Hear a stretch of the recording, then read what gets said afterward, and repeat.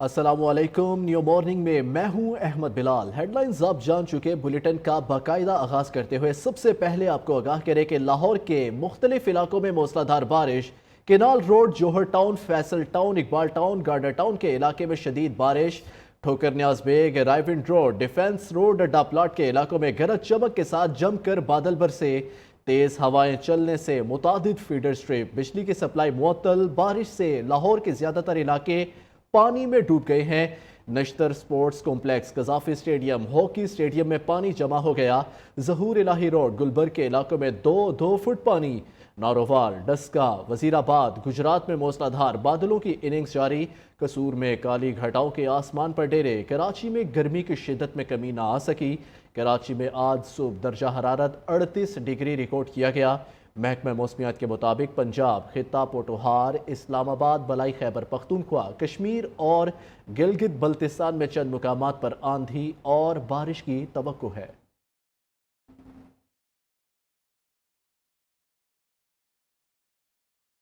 बागों के शहर लाहौर में गरज चमक के साथ मूसलाधार बारिश। गर्मी का जोर टूट गया, मौसम खुशगवार, शहरियों के चेहरे खिल उठे। इस हवाले से मजीद बात करेंगे नुमाइंदा नियो एहतशाम अली से। जी एहतशाम। जी बिल्कुल, सूबाई दारुल हुकूमत में आज का जो मौसम है इंतहाई खुशगवार रहा है, जबकि सुबह का आगाज़ जो है ठंडी हवाओं, तेज़ तूफ़ानी बारिश से हुआ, जबकि शहर लाहौर को चारों तरफ से काले और गहरे बादलों ने घेर रखा है।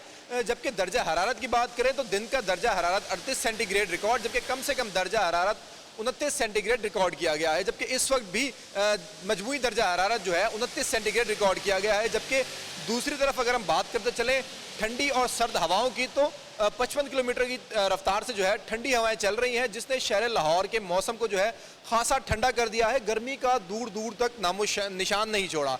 जबकि इसी तरीके से अगर हम बात करते चलें हवा में नमी के तनासुब की, तो हवा में नमी के तनासुब 84% रिकॉर्ड किया गया है। जबकि एयर क्वालिटी इंडेक्स की बात करते चलें तो 177 एयर क्वालिटी इंडेक्स के साथ बागों का शहर लाहौर दुनिया के आलूदा तरीन शहरों में पहले नंबर पर विराजमान है। जबकि इसी तरीके से अगर हम महकमा मौसमियात की बात करें तो महकमा मौसमियात ने आइंदा 24 घंटों में इसी तरीके से जो है तेज़ और जो है तूफ़ानी बारिशों की पेशनगोई की है। जी एहतशाम, बहुत शुक्रिया। नाजरीन, आपको बताएं कि हुकूमत ने पेट्रोलियम मसनूआत की कीमतों में इजाफा कर दिया। पेट्रोल की कीमत 7 रुपये 45 पैसे बढ़ाने की मंजूरी दे दी। पेट्रोल की नई कीमत 265 रुपये 61 पैसे हो गई। डीजल की कीमत में फी लीटर 9 रुपये 56 पैसे इजाफा किया गया है। लाइट डीजल 9 रुपये 88 पैसे महंगा कर दिया गया। मिट्टी के तेल की कीमत में 10 रुपये 5 पैसे इजाफा। नोटिफिकेशन जारी होने पर नई कीमतों का इत्तलाक आज से हो गया है। शहरियों ने पेट्रोलियम मसनूआत की कीमतों में इजाफे को मुस्तरद कर दिया। कहा वजीर आजम अवाम को रिलीफ देने का वादा पूरा करे। बढ़ा रहा है, ये नई बात थोड़ी है भाई। ये इजाफा तो होता रहता है, कोई नई बात तो है नहीं। अब ये 2 बार कम कर दिया, इसके बाद अभी मजीद इजाफा होता रहेगा। मैं सिर्फ एक ही बात कहूँगा कि पीएम साहब ने जब आने से पहले वादे करे थे आवाम को रिलीफ देंगे, फ्यूल की कीमत कम करेंगे, कि आवाम खुश होगी। आवाम खुश नहीं हो रही बल्कि और बज़दन हो रही है। बस यही रिक्वेस्ट करेंगे कि सर अब तक तकरीबन ऐसा हो कि आवाम के मुताबिक चले, बस इससे ज़्यादा क्या कह सकते हैं। क्या करें, आवाम खुद बेजार है, इनसे क्या कर सकती है आवाम। क्या कहेंगे, बिजली भी इतनी महंगी हो गई है, पेट्रोल भी इतना महंगा कर दिया, रोज़ सुबह शाम यही कभी कम कर रहे हैं कभी ज़्यादा। एहसास ही नहीं है, कोई फ़ायदा नहीं है बोलने का भी। इनकी मर्जी है भाई, फ़ायदा बढ़ाने का, और बढ़ाऊँ मैं तो कहूँगा ये बोलूँगा, असर नहीं। हुकूमत ने एक बार फिर अवाम पर पेट्रोल बम गिरा दिया। वजारत खजाना ने पेट्रोलियम मसनूआत में इजाफे का नोटिफिकेशन भी जारी कर दिया है। इस वक्त हमारे नुमाइंदे शहूद कुरैशी ऐसे ही एक पेट्रोल पंप पर मौजूद हैं। मज़ीद तफसीलात उनसे जानते हैं। जी शहूद, बताइए। देखिए, महंगाई में पिसती आवाम पर हुकूमत पाकिस्तान ने एक बार फिर पेट्रोल बम गिरा दिया है और एक बड़ी अमाउंट का इजाफा किया गया है। 7 रुपये की अमाउंट है जिसमें इजाफा किया गया है और अब नई जो कीमत है पेट्रोल की वो 265 रुपये जबकि 45 पैसे जो है वो मुकर्रर की गई है। जी के जो शहरी हैं वो ख़ास करके पेट्रोल की कीमत में इजाफे से मुतासिर होते हैं, क्योंकि शहरियों से हमारी बात हुई तो शहरियों का कहना था कि पेट्रोल की कीमत के साथ ही तमाम अशिया जो है उसकी कीमतों में इजाफा हो जाता है, चाहे वो खाने کھانے کی اشیاء ہوں, چاہے وہ دوسری خریداری کی اشیاء ہوں, تو حکومت پاکستان نے ایک بار پھر جو ہے وہ پیٹرول بم حکومت پر عوام پر گرا دیا, اور اس کا نوٹیفیکیشن بھی جو ہے وہ رات 12 بجے جاری کر دیا گیا ہے, جس پہ عمل درآمد بھی جو ہے وہ رات 12 بجے سے ہو گیا ہے. تو عوام جو ہے وہ خاصی پریشان دکھائی دی گئی ہے, اور حکومت سے دعائیاں دے رہی ہے کہ خدا را حکومت جو ہے وہ اس نوٹیفیکیشن کو جو ہے واپس لے, بلکہ عوام کو جو ہے اس میں ریلیف فراہم کیا جائے اور پیٹرول کی قیمتوں میں جو ہے وہ کمی کی جائے. جی شہود, بہت شکریہ. اشرافیہ کے لیے مراد تنخواہ دار اور کاروباری طبقے پر ٹیکسوں کی بھرمار سے بھرا نئے مالی سال 2024-25 کا بجٹ آج سے لاگو ہو گیا. بجٹ میں آئی ایم ایف کے دباؤ پر ٹیکس ریونیو کا ہدف 12,970 ارب روپے مقرر کیا گیا. بجٹ میں 657 سے زائد اشیاء پر کسٹمز ڈیوٹی زائد. شیرخوار بچوں کے ڈبہ بند دودھ ہی نہیں, عام پیکٹ پر بھی 18% جی ایس ٹی دینا پڑے گا. افغانستان سے آنے والے فروٹس پر سیلز ٹیکس استثناء ختم. مختلف پیٹرولیم پروڈکٹس پر سیلز ٹیکس صرف کی سہولیات ختم کر دی گئی ہیں. زندہ مرغی اور مچھلی کی درآمد پر 10% ڈیوٹی عائد کر دی گئی. پیٹرول اور ڈیزل پر 10%, قدرتی گیس کی درآمد پر 5% ڈیوٹی عائد. منرل واٹر پر 30%, کافی پر 40%, دودھ پر 25% ڈیوٹی عائد کر دی گئی. سبزیوں پر 10%, دہی پر 20% اور شہد پر 30% درآمدی ڈیوٹی عائد. گاڑیوں, پرزوں, میک اپ, شیونگ سامان, کوٹس کی درآمد پر بھی ریگولیٹری ڈیوٹی لگ گئی.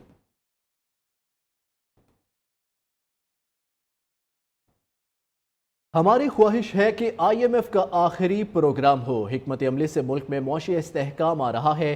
نقصان والے حکومتی اداروں کے خاتمے پر کام ہو رہا ہے. وزارت خزانہ محمد اورنگزیب کی پریس کانفرنس, کہتے ہیں ریٹیلرز پر 1 جولائی سے ٹیکس لگے گا. یہ پہلے ہی لگ جانا چاہیے تھا. کوئی شک نہیں طنخواہ دار طبقے پر بوجھ بڑھا ہے. مہنگائی کی شرح 38 سے 12% پر آئی ہے. 70 روپے سے زائد پیٹرولیم لیوی کا فوری اطلاق نہیں ہو رہا. جلد یا بدیر ملک میں نون فائلز کی اختراع ختم کر دیں گے. آئندہ سال ٹیکس ٹو جی ڈی پی 10% پر جانے کا امکان ہے.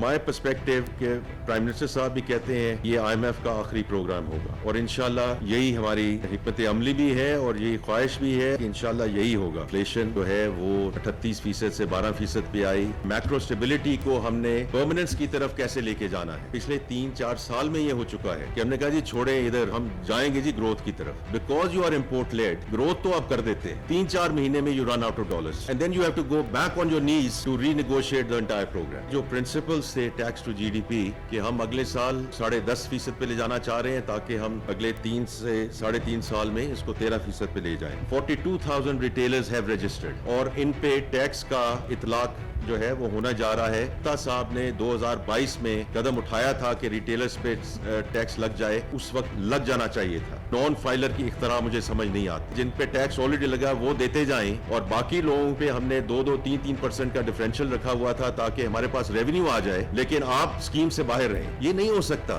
سونر دین لیٹر ہم یہ اختراع اس ملک سے باہر نکالیں گے. وزیر خزانہ محمد اورنگزیب کی زیر صدارت ای سی سی کا اجلاس. ای سی سی نے گھریلو صارفین کے لیے گیس کی قیمت برقرار رکھنے کی منظوری دے دی. ذرائع کے مطابق گیس کی نئی قیمتوں کا اطلاق آج سے ہوگا. کیپسٹو کے سوا باقی انڈسٹری کے لیے بھی گیس قیمت برقرار رکھنے کا فیصلہ کیا گیا ہے. کیپسٹو کے لیے گیس ٹیرف 2,750 سے بڑھا کر 3,000 روپے فی MMBTU کرنے کی منظوری. اوگرا نے SNGPL کے لیے گیس کی قیمت میں 10% کمی کا فیصلہ دیا تھا. اوگرا نے SSGCL کے لیے گیس کی قیمت میں 4% کمی کا فیصلہ دیا تھا. ناظرین آپ کو بتائیں کہ صدر مملکت آصف علی زرداری نے فائنانس ترمیمی بل 2024 کی توثیق کر دی ہے. صدر کے دستخط کے ساتھ بل قانون بن گیا. فائنانس بل کی دستخط شدہ کاپی پارلیمنٹ کو بھجوا دی گئی. صدر کے دستخط کے بعد نیا وفاقی بجٹ 1 جولائی سے نافذ العمل ہوگا. وفاقی بجٹ کا مجموعی حجم 18,000 ارب روپے سے زائد ہے. فائنانس بل کے لاگو ہونے سے 200 ارب روپے سے زائد کے ٹیکسز لاگو ہوں گے.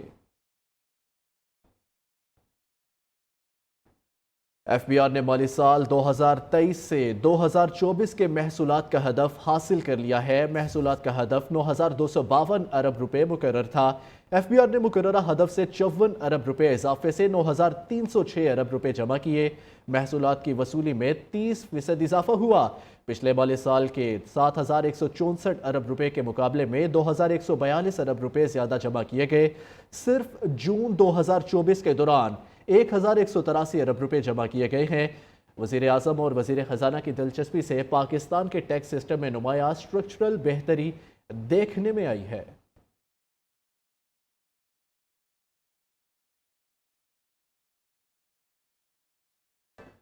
یہاں ایک اپڈیٹ شامل کریں۔ خیبر کی تختہ بیگ چیک پوسٹ پر دہشت گردوں کا حملہ، ایک پولیس اور ایک FC اہلکار شہید ہو گیا۔ پولیس نے بھاری ہتھیاروں سے جوابی فائرنگ کر کے دہشت گردوں کو فرار ہونے پر مجبور کر دیا ہے۔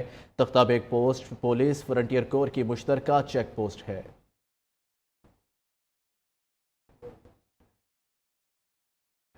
دوسری جانب آپ کو بتائیں کہ مچھ میں گیس پائپ لائن دھماکہ خیز مواد سے اڑا دی گئی۔ ذرائع سوئی صدرن کے مطابق پائپ لائن متاثر ہونے سے کوئٹہ سمیت مختلف علاقوں کو گیس کی سپلائی معطل ہے۔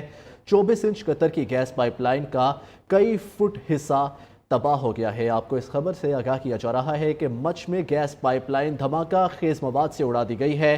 ذرائع سوئی صدرن کا کہنا ہے کہ پائپ لائن متاثر ہونے کی وجہ سے کوئٹہ سمیت کئی علاقوں میں گیس کی سپلائی اس وقت معطل ہے، جبکہ 24 انچ قطر کی گیس پائپ لائن کا کئی فٹ حصہ تباہ ہو چکا ہے۔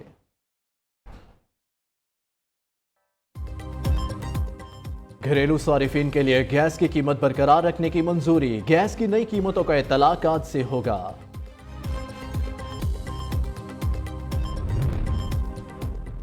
جماعت اسلامی کا ہوشربا بجلی بلز کے خلاف آج ملک گیر احتجاج، آل پاکستان انجمن تاجران بھی مظاہرہ کریں گے۔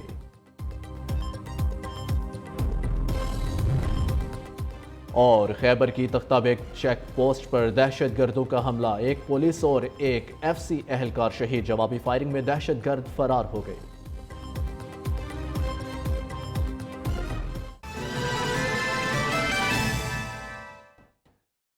نیو مارننگ میں آگے بڑھے، آپ کو بتائیں کہ SCO کا سربراہی اجلاس 3 اور 4 جولائی کو ہوگا۔ SCO اجلاس قازقستان کی سربراہی میں آستانہ میں ہوگا۔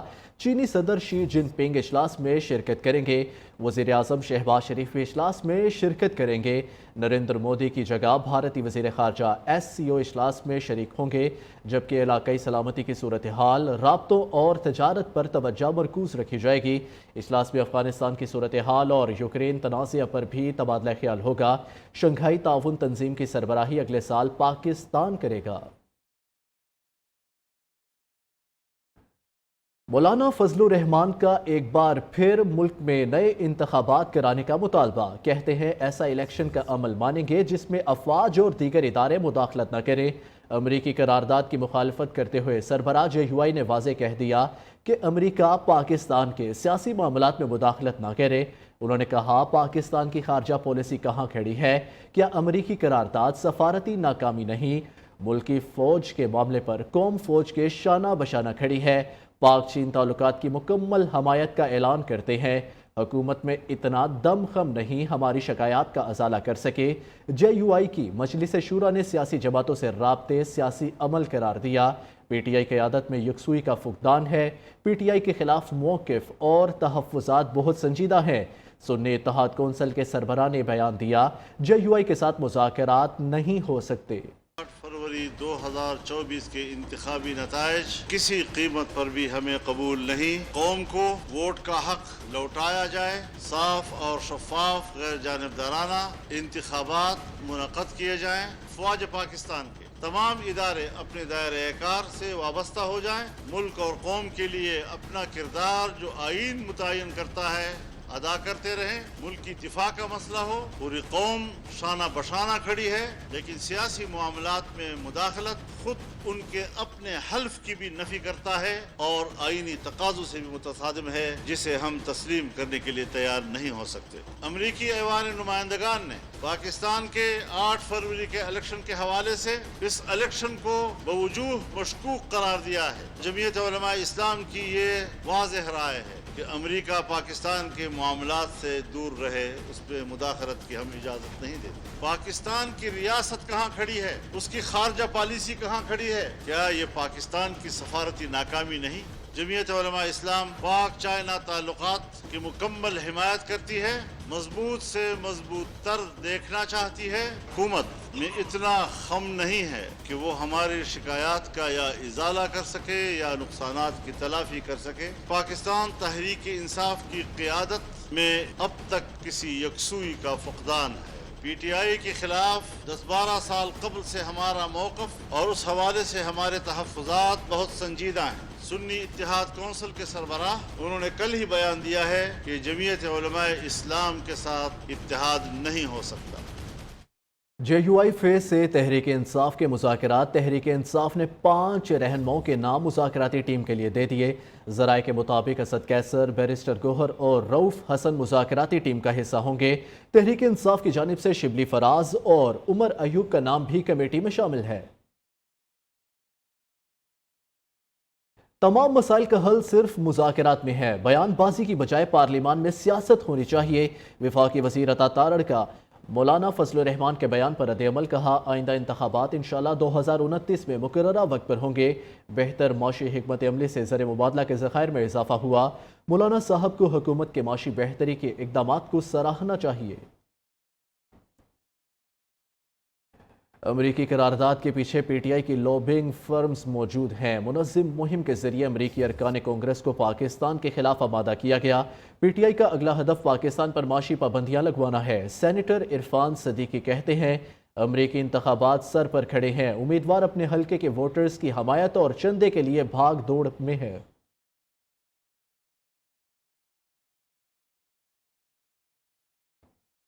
امریکی قرارداد پاکستان کی عوام کے مینڈیٹ کی توہین ہے۔ پاکستانی الیکشن پر تحقیقات کا امریکہ کا مطالبہ قابل مذمت ہے۔ امریکہ کو فلسطین، کشمیر میں انسانی حقوق کی پامالی نظر نہیں آتی۔ مولانا طاہر اشرفی کی پریس کانفرنس، کہا امریکہ سمیت کسی ملک کو پاکستان کے اندرونی معاملات میں مداخلت کی اجازت نہیں ہے۔ آپریشن عزم استحکام دہشت گردی کے خلاف ہے، تمام سیاسی جماعتیں ایک ہو جائیں۔ امریکی کانگریس میں جو قرارداد آئی ہے پاکستان کے حوالے سے وہ قابل مذمت بھی ہے اور افسوسناک بھی ہے۔ امریکی کانگریس نے یہ قرارداد منظور کر کے پاکستان کے عوام کے مینڈیٹ کی توہین کی ہے۔ کسی صورت یہ حق حاصل نہیں ہے امریکہ ہو یا کوئی اور ملک کہ وہ پاکستان کے اندرونی معاملات میں مداخلت کرے۔ ہمارا تو یہ روز اول سے مطالبہ ہے کہ قومی ایکشن پلان پر مکمل عمل کیا جائے۔ عزم استحکام پاکستان، اس کا تناظر قومی ایکشن پلان بتایا جا رہا ہے۔ ہمارا تو یہ روز اول سے مطالبہ ہے کہ قومی ایکشن پلان پر مکمل عمل کیا جائے۔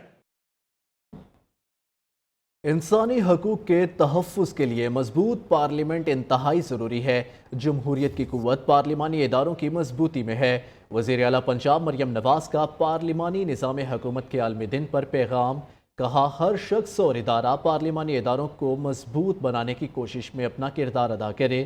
قومی اور صوبائی ایوانوں کے ارکان کو خراج تحسین پیش کرتی ہوں۔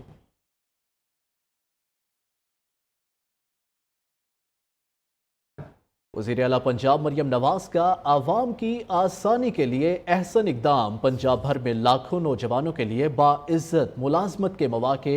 وزیر اعلیٰ کی خصوصی ہدایت پر دستک نمائندوں کی رجسٹریشن شروع ہو گئی۔ وزیر اعلیٰ مریم نواز کا کہنا ہے کہ مریم کی دستک پروگرام کا دائرہ کار بتدریج تمام اضلاع تک بڑھائیں گے۔ عوام کو دفاتر کے چکر کاٹنے کے بجائے گھر بیٹھے بٹھائے تمام سروسز میسر ہوں گی۔ دستک پروگرام سے نہ صرف سروسز گھر بیٹھے ملیں گی بلکہ کرپشن اور استحصال کا خاتمہ ہوگا۔ دستک سروسز کی فراہمی سے نوجوان باعزت طریقے سے روزانہ ہزاروں روپے کما سکیں گے۔